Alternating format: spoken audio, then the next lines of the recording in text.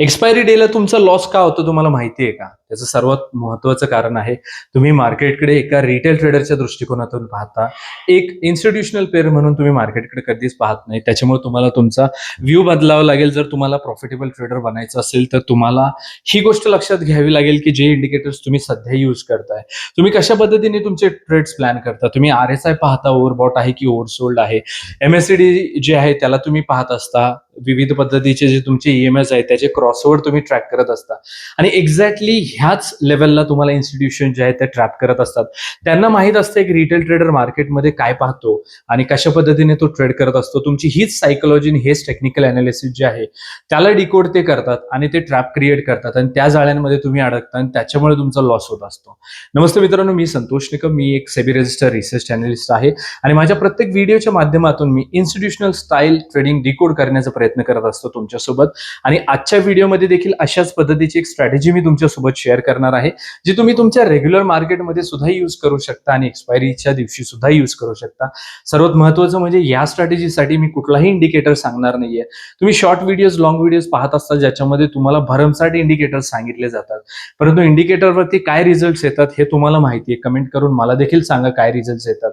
मी तुमच्यासोबत कुठलाही indicator share करणार नाहीये आणि जरी आपण इंडेक्स ऑप्शन्स बद्दल बोलत असलो, एक्सपायरी ट्रेडिंग बद्दल बोलत असलो, तरी आजच्या माझ्या या स्ट्रॅटेजीमध्ये मी तुमच्यासोबत ऑप्शन चेन सुद्धा जी आहे ती शेअर करणार नाहीये. थोडंसं शॉकिंग वाटेल, परंतु मी फक्त प्राइस ऍक्शनच्या बेसिसवरती, टेक्निकल अनालिसिसच्या बेसिसवरती माझा सेटअप जो आहे तो तुमच्यासोबत शेअर करणार आहे. आणि मग मी व्हिडिओच्या सुरुवातीला जे विधान केलेलं होतं की ज्याच्यामध्ये मी सांगितलेलं की तुम्हाला जर सक्सेसफुल ट्रेडर बनायचं असेल तर त्याच्यासाठी तुम्हाला तुमचा जो मार्केटकडे बघण्याचा दृष्टिकोन आहे एका रिटेल ट्रेडरच्या दृष्टिकोनातून तो बदलावा लागणार आहे आणि इन्स्टिट्यूशनल साईडला तुम्हाला तो घेऊन जावा लागणार आहे. तो पूर्णपणे बदलणार आहे आणि हा व्ह्यू तुम्ही देखील मान्य करणार आहे की खरंच आपल्याला आपला जो व्ह्यू आहे मार्केटकडे पाहण्याचा किंवा ज्या पद्धतीने आपण रिसर्च करतोय तो बदलावा लागणार आहे. तरच आपण एक प्रॉफिटेबल ट्रेडर जे ते बनू शकतो. आणि अशाच पद्धतीची एकदम अफलातून स्ट्रॅटेजी आजच्या व्हिडिओमध्ये मी तुमच्यासोबत शेअर करणार आहे. व्हिडिओला न स्किप करता पहा मित्रांनो, कारण की इन्स्टिट्यूशनल स्टाईलमध्ये मी प्रत्येक गोष्ट कामाची सांगतोय. ह्याच्यातला एक जरी पॉईंट तुमच्याकडून मिस झाला तर ही स्ट्रॅटेजी चांगल्या पद्धतीने काम करणार नाहीये. आता बिईंग एक सेबी रजिस्टर रिसर्च अनालिस्ट असल्या कारणामुळे मी ह्या स्ट्रॅटेजीची अॅक्युरेसी वगैरे तुमच्यासोबत जे आहे ते डिस्कस करू शकत नाही, परंतु ह्या व्हिडिओमध्ये मी तुमच्यासोबत पूर्ण अख्ख्या महिन्याची जी काही स्ट्रॅटेजीचे परफॉर्मन्स आहे ती डिस्कस केलेली आहे. आणि माझी अशी इच्छा आहे की तुम्ही ज्या दिवशी हा व्हिडिओ पाहाल तिथपासून 3 महिन्याचा डेटा तुम्ही स्वतः ट्रेडिंग व्ह्यूला जाऊन चार्टवरती चेक करावा आणि मग तुम्ही कमेंटमध्ये येऊन मला सांगा ह्या स्ट्रॅटेजीची अॅक्युरेसी तुम्हाला कशी वाटते. बाकी मे 2026 मध्ये हा व्हिडिओ मी रेकॉर्ड करतोय आणि ह्या महिन्याच्या सर्व एक्सपायरी झालेल्या आहेत सेन्सेक्स आणि निफ्टीच्या, आणि त्या सर्वचा डेटा मी आज या व्हिडिओमध्ये तुम्हाला शो करणार आहे की कशा पद्धतीचे सेटअप्स बनले होते आणि कशा पद्धतीचा आपल्याला परफॉर्मन्स पाहायला मिळालेला आहे. त्यामुळे मित्रांनो, व्हिडिओला स्किप करू नका. चॅनलवरती नवीन असाल तर नक्की सबस्क्राईब करा. व्हिडिओ कशी वाटते हे कमेंट करून नक्की सांगा. चला सुरुवात करूयात आपल्या आजच्या व्हिडिओ.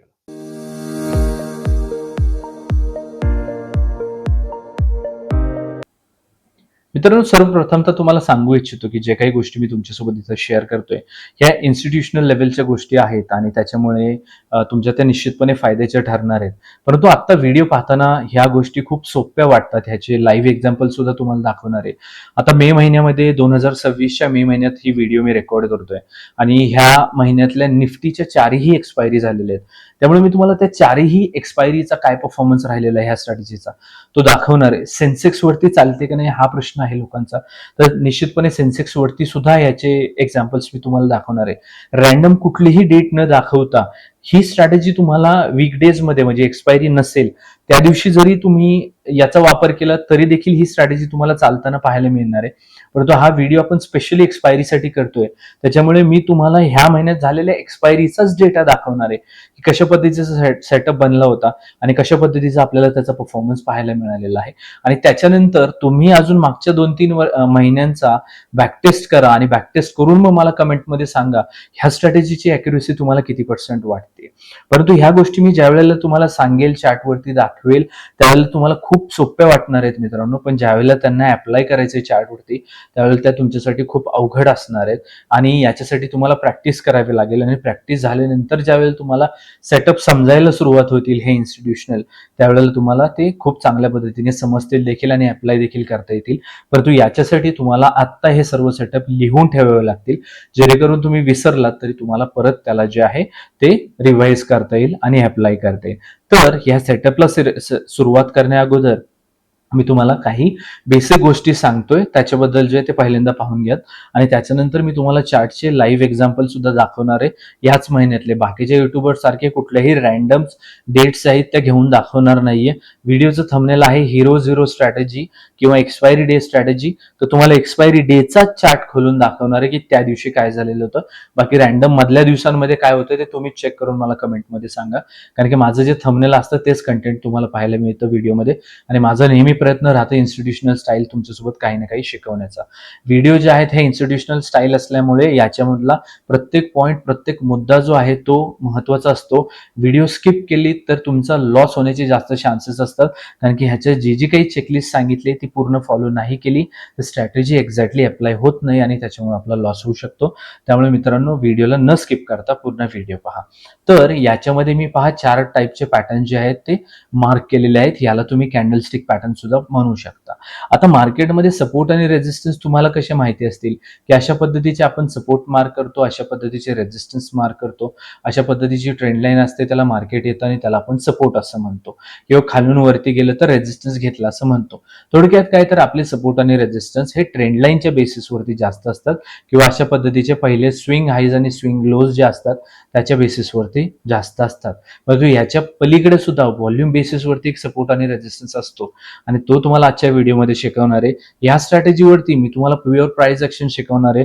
याच्यामध्ये तुम्हाला ना ऑप्शन चेन पाहायचे आहे मित्रांनो, ना कुठला इंडिकेटर चार्टवरती वापरायचा आहे. तुमच्या कॅन्डल्सच तुम्हाला गाईड करणार आहेत की मार्केटचा पुढचा ट्रेंड काय असू शकतो. खूप इंटरेस्टिंग स्ट्रॅटेजी असणार आहे. युट्यूबवरती मी ही स्ट्रॅटेजी कधीच शेअर केलेली नाहीये, पण ह्याचे रिझल्ट पाहून तुम्ही थक्क होऊन जाणार आहे आणि तुम्ही मला कमेंट करून सांगणार आहे स्ट्रॅटेजी कशी वाटली. तर याच्यातला जो पहिला सेटअप आहे याला पहिल्यांदा समजून घ्या की असं मार्केट जे आहे ते खाली पडत आलेले. खाली पडल्यानंतर अशा पद्धतीची एक कॅन्डल जी आहे ती तुम्हाला पाहायला मिळते आणि ह्या कॅन्डलचा जो क्लोज प्राइस आहे, आता बऱ्याचदा काय होतं की अशी वीक पण असू शकते. आता मी ड्रॉइंग मध्ये काढलेलं नाहीये, तर वीक पण असू शकतं. तर ह्या वीकला आपल्याला इग्नोर करायचं, वीकवर लक्ष नाही द्यायचंय. आपण बॉडी टू बॉडी बद्दल डिस्कशन करतोय. तर या कॅन्डलची जी क्लोजिंग प्राइस आहे आणि त्याच्या नेक्स्ट कॅन्डलची जी ओपन प्राइस आहे किंवा बॉडी जिथं जी याची बॉडी आहे ती प्राइस, याला देखील अशी वीक असू शकते. वीककडे लक्ष द्यायचं नाही, बॉडी टू बॉडी आपण बोलतोय इथं. ही बॉडीची प्राइस ज्या वेळेला एकच असते त्यावेळेला लक्षात घ्यायचं की इथं तो स्ट्रॉंग सपोर्ट आणि रेजिस्टन्स जो आहे तो क्रिएट झालेला आहे. याला मलेशियन एसएनआर असं देखील म्हणलं जातं. बऱ्याच लोकांना माहिती देखील असेल, पण अप्लाय कधी करायचं आणि कसं करायचं हे माहित नसेल. ज्यांना जरी तुम्हाला माहित असेल की मलेशियन एसएनआर काय असतं, तरी देखील आज तुमचा हा डाऊट क्लिअर होऊन जाईल की त्याला निफ्टी किंवा सेन्सेक्स वरती कसं वापरायचं. ज्यांना नाही माहित त्यांनी समजून घ्या आणि लिहून घ्या. तर एकतर इथंच ते आता जे एक चांगला स्ट्रॉंग बिअरिश ट्रेंड पाहायला मिळू शकतो आणि ज्या वेळेला परत प्राइस फिरून या लेवलला जाईल त्यावेळेला एक स्ट्रॉंग इथं रेजिस्टन्स आपल्याला क्रिएट झालेला पाहायला मिळू शकतो. सिमिलरली इथं देखील एक बुलिश कॅन्डल जे आहे ते आपल्याला पाहायला मिळते. असं समजा की ह्याला देखील अशा पद्धतीचे विक्स आहेत. विक्सला आपल्याला इग्नोर करायचं आहे. आपण फक्त बॉडी टू बॉडी पाहतोय. क्लोज प्राइस आणि पुढच्या कॅन्डलची जी ओपन प्राइस जी आहे ते एकाच लेवलला आहे. अशा पद्धतीचा एक सपोर्ट बनतोय. एक स्ट्रॉंग ट्रेंड इथून देखील पॉसिबल आहे आणि परत प्राइस ज्या वेळेला इथे येईल त्यावेळेला देखील एक बाउन्स बॅक जो आहे तो पॉसिबल आहे. हा बिअरिश आणि हा बुलिश असे दोन पद्धतीचे सेटअप्स आपल्याला प्रामुख्याने पाहायला मिळतात आणि दोन्हीही खूप चांगल्या पद्धतीने काम करतात. आणि आता आज 28 मे 2026 ला हा व्हिडिओ मी रेकॉर्ड करतोय आणि ह्या महिन्याची शेवटची एक्सपायरी 26 मे 2026 ला झालेली आहे. 2 दिवस अगोदरच झाली आणि त्याच्यावरती सुद्धा हा सेटअप बनलेला होता आणि तो मी तुम्हाला आता दाखवणार आहे. कुठली टाइम फ्रेम काय कसं करायचं हे देखील व्हिडिओ मी शिकवेन. पहिल्यांदा याचे बेसिक समजून घ्या ह्या सेटअपचे काय. त्यापैकी हा पहिला इन्स्टिट्यूशनल लेवल सांगितला तुम्हाला रेजिस्टन्स, त्याच्यानंतर हा एक इन्स्टिट्यूशनल लेवलचा सपोर्ट सांगितला. त्याच्यानंतर मार्केट असं अपट्रेंड मध्ये आहे. अपट्रेंड मध्ये असताना एक अशी कॅन्डल आपल्याला पाहायला मिळते मी अशा पद्धतीच्या विक देखील ड्रॉ करेन, जेणेकरून तुम्हाला कन्फ्युजनच नको. आणि त्याच्यानंतर पुढची एक कॅन्डल जी ती अशा पद्धतीचे फॉर्म होते, परंतु ह्या कॅन्डलची क्लोजिंग प्राइस आणि बिअरिश कॅन्डलची ओपन प्राइस. आता ज्यांना क्लोजिंग प्राइस ओपन प्राइस हे समजत नाही त्यांनी याच्यावरती लक्ष देऊ नका, लक्षात ठेवण्याची गरजही नाहीये. फक्त लक्षात ठेवायचं की तुम्हाला की बॉडी टू बॉडी लक्षात ठेवायचं आहे. एकच सेम प्राइस आली किंवा एक अशी ट्रेंड लाईन इथं बसली तर इथे एक मलेशियन एस येणार आहे. इथून स्ट्रॉंग ट्रेंड खालच्या साईडला कंटिन्यू होऊ शकतो किंवा वरती जरी आली तर इथे एक स्ट्रॉंग रेजिस्टन्स येऊ शकतो. एवढं तुम्हाला फक्त इथे लक्षात ठेवायचं आहे. हा याच्यातला तिसरा पॅटर्न आहे. जो चौथा प्रमुख पॅटर्न आहे याच्यामध्ये, ज्याच्यामध्ये असं मार्केट खाली पडत आलेलं आहे. खाली पडत आल्यानंतर समजा याला अशा विक्स आहेत, दोन्ही कॅन्डल्सला विक्स आहेत, तर ही याची खालच्या साईडची प्राइस आहे. आपल्याला वरच्या साईडच्या प्राइसचं काय नाही, ही अशी एंगल्फ होऊन वर पण बनू शकते, अशी खाली पण बनू शकते, त्याचं काहीच नाही. फक्त बॉटम पाहायचं आपल्याला याच्यामध्ये. आणि ह्या बॉटमला आपल्याला अशा पद्धतीची एकच ट्रेंड लाईन जर बसली, म्हणजे एकच सपोर्ट जर बसला, तर हा एक स्ट्रॉंग इन्स्टिट्यूशनल सपोर्ट किंवा अशा केसेसमध्ये एक इन्स्टिट्यूशनल रेजिस्टन्स, याच्यामध्ये इन्स्टिट्यूशनल सपोर्ट आणि इन्स्टिट्यूशनल रेजिस्टन्स या गोष्टी आपल्यासाठी खूप जास्त महत्वाच्या असतात.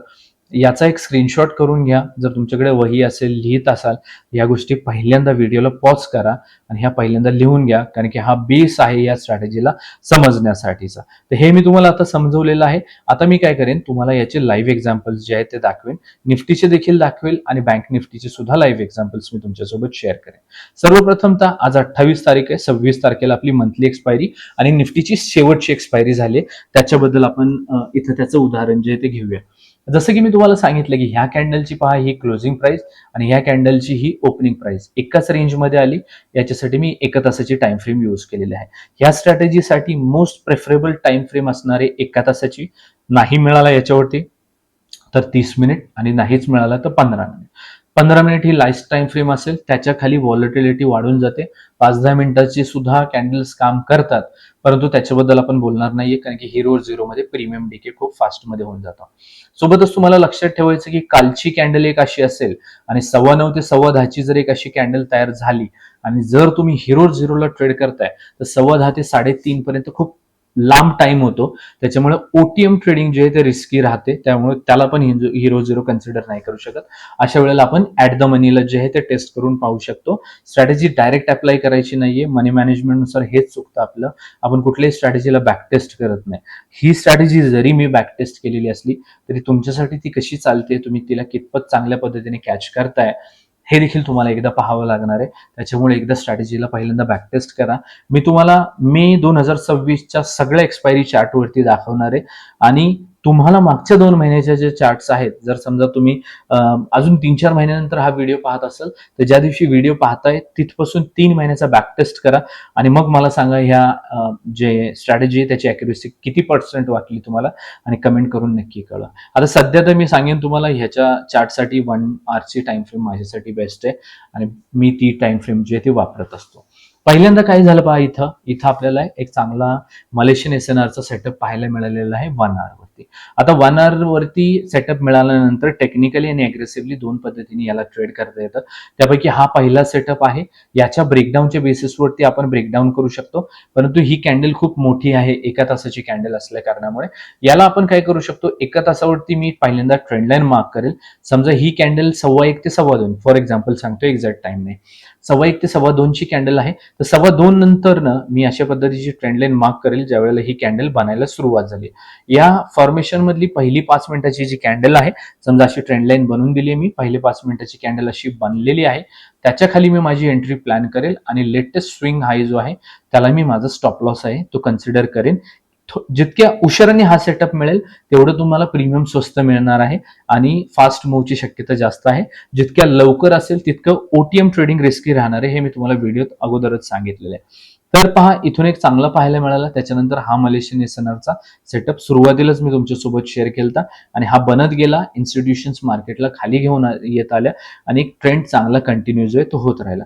तर हे होतं आपलं 1 तासाचं अनालिसिस. तर मी तुम्हाला एकदा 5 मिनिटाचा चार्ट देखील दाखवेल सेम डेचाच, की अशा पद्धतीची ट्रेंड लाईन जी आहे तुम्ही ड्रॉ केली, त्याच्यानंतर ही 5 मिनिटाची ट्रेंड लाईन जी आहे ती बनलेली पाहायला मिळते आपल्याला आणि याच्यावरती आपण आपला स्टॉप लॉस जो आहे तो प्लॅन करणार आहोत. यावेळेला शक्यतो प्रयत्न करायचे की जास्तीत जास्त 100 पॉइंट्स ओटीएम पर्यंत आपण जे आहे ते जाऊ शकतो. अगदीच 200-250 पॉईंटचं ओटीएम जे आहे ते थोडंसं जास्त प्रीमियम डीके करेल. मार्केट जर फास्ट मूव्ह नाही झालं तर एनिवेज लॉसमध्ये जाईल पोझिशन, आणि नंतर जरी ते मूव्ह करायला सुरुवात झाली तरी खूप जास्त ओटीएम असल्या कारणामुळे आपलं प्रीमियम मूव्ह करणार नाही. त्याच्यामुळे आपली स्ट्राईक प्राइस सिलेक्शन खूप इम्पॉर्टंट राहणार आहे. आणि जसं इथे या लेवलला ब्रेकडाऊन आला, एक शार्पफॉल आपल्याला मार्केटमध्ये पाहायला मिळत आहे. याच्यासाठी मी कुठलीही ऑप्शन चेन वगैरे सुद्धा पाहिलेलं नाहीये. प्युअर टेक्निकल अनालिसिसच्या बेसिसवरती हा सेटअप सांगतोय. त्याच्यानंतर 25 मेला 26 मेला एक्सपायरी होती. माझं प्लॅन होतं की एखादा ट्रेड लाईव्हमध्ये रेकॉर्ड करून तुमच्यासोबत ह्या व्हिडिओमध्ये शेअर करायचा, परंतु काही कारणास्तव मी मार्केटमध्येच अवेलेबल नव्हतो. आदल्या दिवशीच मी सांगितलेलं मी नसणार आहे, आणि त्याच्यामुळे मी काय केलं होतं की हिरो झिरो स्ट्रॅटेजी तर तुम्हाला दाखवायची होती मला. मग मी 25 मेला, ज्या दिवशी सोमवार होता, त्या दिवशी देखील तुम्हाला एक ट्रेड दिलेला होता. मी सेव्हिअरिस्टचं रिसर्च अनालिसिस असल्या कारणामुळे मी तुमच्यासोबत ट्रेड शेअर करू शकतो. तो ट्रेड मी तुमच्यासोबत शेअर केला होता.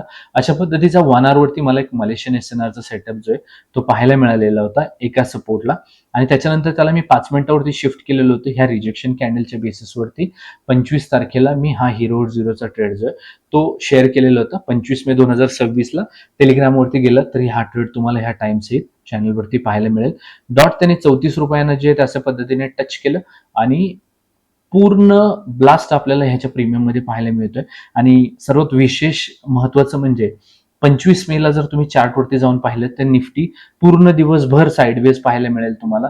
एंड ऑफ द डे आलेला हा मूव्ह ह्या दिवसाचा एकमेव सर्वात फास्ट मूव्ह होता, आणि त्याला देखील आपण कॅप्चर केलेलं होतं, आणि हा एक इन्स्टिट्यूशनल मूव्ह होता. हे देखील तुम्हाला इथे समजून घ्यावं लागणार आहे. फक्त याच्यासाठी काय की थोडीशी प्रॅक्टिस करावी लागेल. याच्यानंतर 19 मे 2026 ही त्याच्या अगोदरची एक्सपायरी होती वीकली निफ्टीची. एका तासाची टाइम फ्रेम आहे. इथं पहा रेजिस्टन्स कसा आहे, खूप छान रेजिस्टन्स जो आहे तो आपल्याला पाहायला मिळत होता. त्याच्या बेसिसवरती आपण याला इथं अशा पद्धतीने जे ते ड्रॉ करू शकतो. नेक्स्ट आपल्याला परत 5 मिनिटावरती शिफ्ट करायची की कुठली कॅन्डल त्याच्या खाली जाते. आता ही कॅन्डल जी आहे ती खूप जास्त खाली आहे. जर तुम्ही रिस्क टेकर असाल तर इथं करू शकता, पण थोडंसं एसएल मोठा होणार आहे, तर कॅल्क्युलेट करावं लागेल तुम्हाला. किंवा मग एक तर तुम्ही ह्या एंट्रीला जाऊन देऊ शकता डायरेक्ट पडली तर, किंवा तुम्ही पुलबॅकचा वेट करू शकता की एसएलच्या थोडंसं जवळ जर आपल्याला भेटलं तर, आणि इथं तो एक परफेक्ट पॉईंट तुम्हाला पाहायला मिळतोय, आणि त्याच्यानंतर मार्केट खूप शार्प पडलेलं पाहायला मिळतंय. आणि जर तुम्ही मोठा एसएल थोडंसं घेऊ शकत असाल तर तरी देखील फॉल आलेला पाहायला मिळतोय. फॉल आलेला तर पाहायलाच मिळतो आपल्याला, परंतु कुठल्याही स्ट्रॅटेजीची अॅक्युरेसी कितीही चांगली जरी असली तरी आपल्याला स्टॉप लॉस हा नेहमी प्लॅन करावा लागतो. कारण की मार्केटमध्ये किती प्रॉफिट होईल हे आपल्या हातात नसतं. मार्केटमधलं प्रॉफिट किती मूव्ह येईल ह्याच्यावरती आणि त्या व्हॉल्यूमवरती डिपेंड असतं. परंतु आपण मार्केटला किती देऊ शकतो एका दिवशी, लॉस किती घेऊ शकतो हे आपल्या हातात असतं. त्याच्यामुळे कितीही स्ट्रॉंग स्ट्रॅटेजी असली तुमच्याकडं तरी मार्केटमध्ये एंटर करण्याच्या अगोदरच तुमचा स्टॉप लॉस हा डिफाईन पाहिजे. मनी मॅनेजमेंटच्या व्हिडिओमध्ये ह्या गोष्टी तुम्हाला मी डिटेलमध्ये सांगणारच आहे. 12 मे ही त्याच्या अगोदरची निफ्टीची एक्सपायरी होती, ज्याच्यावरती एका तासावरती 30 मिनिटावरती नाही मिळाला आपल्याला मनीशन एसएनआर, परंतु 15 मिनिटावरती मिळाला. आणि ह्या ब्रेकडाऊन नंतर एक खूप चांगला शार्प फॉल जो आहे तो आलेला आपल्याला इथं पाहायला मिळत आहे. आणि ते याचं एक उत्तम उदाहरण देखील तुम्हाला इथं 12 मेच्या चार्टवरती पाहायला मिळतंय. आणि त्याच्यामुळे तुम्हाला याच्यावरती प्रॅक्टिस करणं खूप गरजेचं राहील मित्रांनो. खूप चांगले मूव्ज येतात याच्यावरती, पण प्रॅक्टिस पाहिजे तुम्हाला. कधी कोणती टाइम फ्रेम जी आहे ती यूज करायची हे तुम्हाला नेहमी समजलं पाहिजे. आता अशा पद्धतीचा एक सेटअप आपल्याला 5 मेला जो आहे तो पाहायला मिळतोय. सेम ह्याची जी टाइम फ्रेम आहे ती एका तासाची आपल्याला पाहायला मिळते, आणि इथे एक ब्रेकआउट आल्यानंतर एक चांगला फास्ट मूव्ह आलेला देखील पाहायला मिळतोय. तर हे होतं निफ्टीबद्दल. थोडंसं आता आपण सेन्सेक्स जे आहे त्याच्याबद्दल पाहूयात. सेन्सेक्सला 21 मेला त्याची एक्सपायरी होती. 30 मेचा आपण इथे सेटअप जो आहे तो डिस्कस करतोय. इथे एक मलेशियन एसएनआर पाहायला मिळाला, आणि ब्रेकडाऊन झाल्यानंतर शार्पफॉल आला. परत एक मलेशियन एसएनआर पाहायला मिळाला. परत एक शार्पफॉल आपल्याला आलेला जो आहे तो इथं पाहायला मिळत आहे. त्याच्यानंतर 5 मिनिटाची याचीच टाइम फ्रेम जर तुम्हाला दाखवली, जी पहिल्या एंट्रीसाठी जी होती, तर एक शार्पफॉल इथं आहे, आणि दुसऱ्या एंट्रीची तिथं इथं एक चांगली आहे. याचाच अर्थ सेन्सेक्सवरती सुद्धा आपल्याला एक चांगला मूव्ह जो आहे तो या स्ट्रॅटेजीच्या बेसिसवरती पाहायला मिळत आहे. त्याच्या अगोदरची आपली एक्सपायरी होती 14 मेची. 30 मिनिटाची याची टाइम फ्रेम आहे.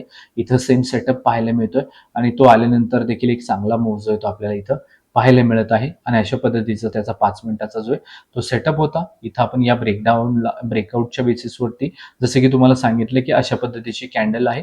पुढची कॅन्डल जी आहे त्याला क्लोज अशा पद्धतीने झाली की लगेच तुम्हाला शिफ्ट करायचे. समजा आता तुमची 1 तासाची टाइम फ्रेम आहे, शिफ्ट करायचे 5 मिनिटावरती. 5 मिनिटाची कॅन्डल जशी याच्यावरती क्लोज झाली या सपोर्टच्या वरती, याच्यावरती मी माझी एंट्री प्लॅन करू शकतो. स्टॉप लॉस जो आहे लेटेस्ट स्विंग हाय राहील. आता खूपच मोठा जर लेटेस्ट स्विंग हाय असेल तर त्यावेळेला थोडासा विचार करावा लागेल. जर असं इतका मोठा जर तो स्विंग हाय असेल, डेफिनेटली मनी मॅनेजमेंटनुसार आपण इतकी रिस्क घेऊ शकत नाहीये.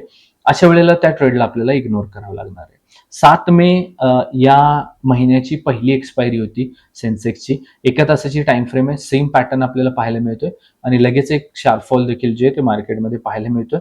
फक्त तुम्हाला नेहमी लक्षात ठेवायचं आहे की ज्या स्ट्राईक प्राइस तुम्ही सिलेक्ट करताय त्या खूप जास्त ओटीएम नसाव्यात. कारण की जर का मार्केट साईडवेज राहिलं तर मग थोडासा आपल्याकडे प्रॉब्लेम जो आहे तो येऊ शकतो, जास्त मार्केट साईडवेज असण्याचा. तर मित्रांनो, ही स्ट्रॅटेजी तुम्हाला कशी वाटली कमेंट करून नक्की सांगा. आणि चॅनलवरती जर नवीन असाल तर अशाच इन्स्टिट्यूशनल एज्युकेशनसाठी आपल्या चॅनलला नक्की सबस्क्राईब करा. Thank you so much.